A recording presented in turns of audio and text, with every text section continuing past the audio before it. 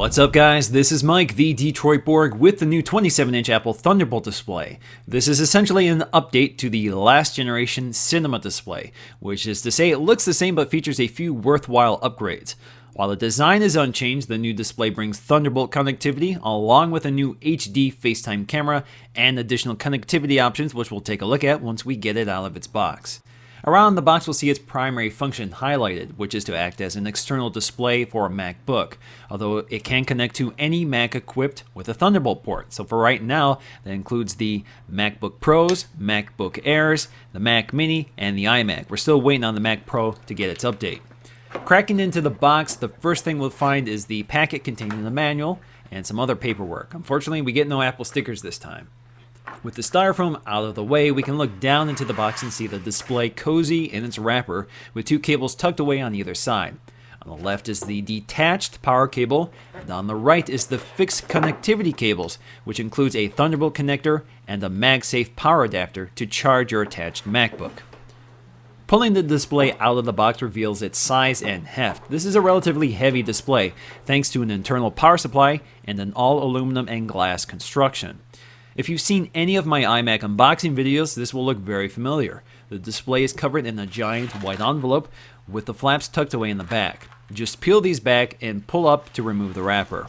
We have a few more layers of plastic to get through, including one on the pedestal and a big one covering the glass and bezel. It's worth pointing out that they put the Energy Star logo on the wrapper, so this is an Energy Star compliant device, but of course Apple doesn't want to clutter its products with any labeling, so they do let you know this is an Energy Star product, but they don't want it permanently fixed to the display. So with the wrappers removed, let's take a closer look at the design and features. On the back we'll find the familiar pivoting aluminum stand with 30 degrees of articulation and a hole cut through the center for cable management. Permanently attached is a single Thunderbolt cable, along with a MagSafe power adapter to power a MacBook.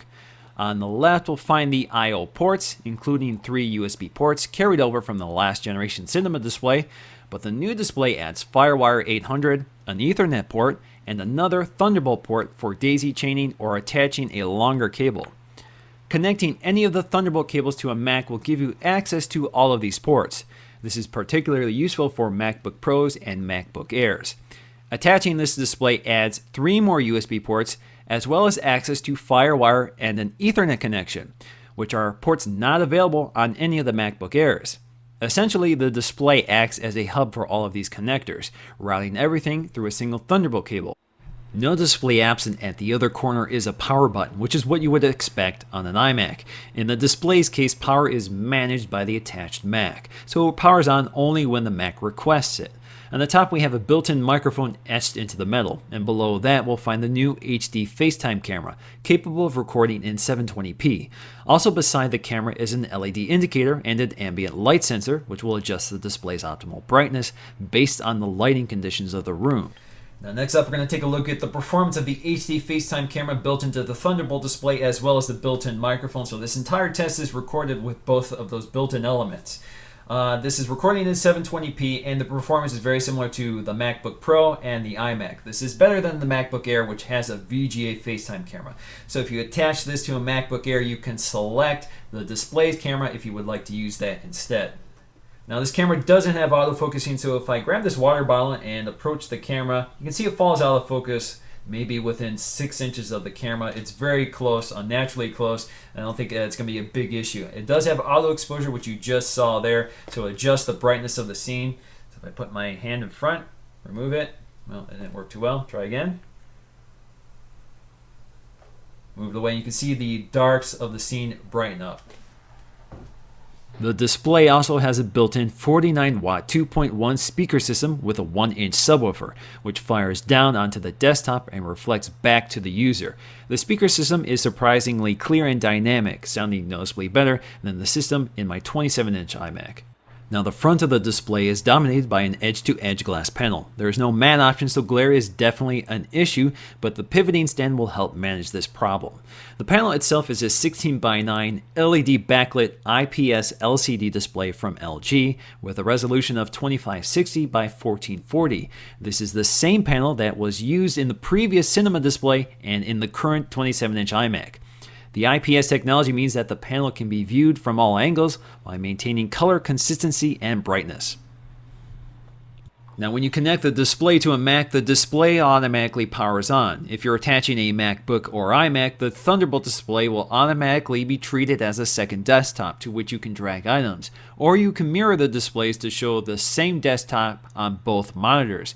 If you're operating in extended mode, you can identify the physical location of the monitor versus that of your MacBook or iMac, so this makes dragging and dropping items between the desktops more logical. By default, audio from the MacBook will go through the display speakers, but you can change this under sound settings. If you're operating in extended mode on the MacBook, closing the lid will transfer your desktop to the display and you can continue working while the MacBook is closed, assuming of course you have attached a keyboard and mouse. Now, I primarily purchased the Thunderbolt display as a second monitor for my iMac, although it may become a monitor for a Mac Pro in the near future. Both the iMac and displays share the same LCD panel, so the quality and resolution is identical. Unfortunately, the displays are not at the same height, which might cause some problems for some users. Overall, I'm very impressed by the display. It shares the same glass and aluminum unibody design of the iMac, but in a thinner and more elegant package. Add a class-leading 27-inch LCD panel with Thunderbolt connectivity options, and you have an unbeatable solution for any Mac user. Unfortunately, at $1,000, it's not the cheapest 27-inch option out there, and it becomes a hard decision for MacBook users who have to decide if the investment is worthwhile to turn their MacBooks into a 27-inch iMac.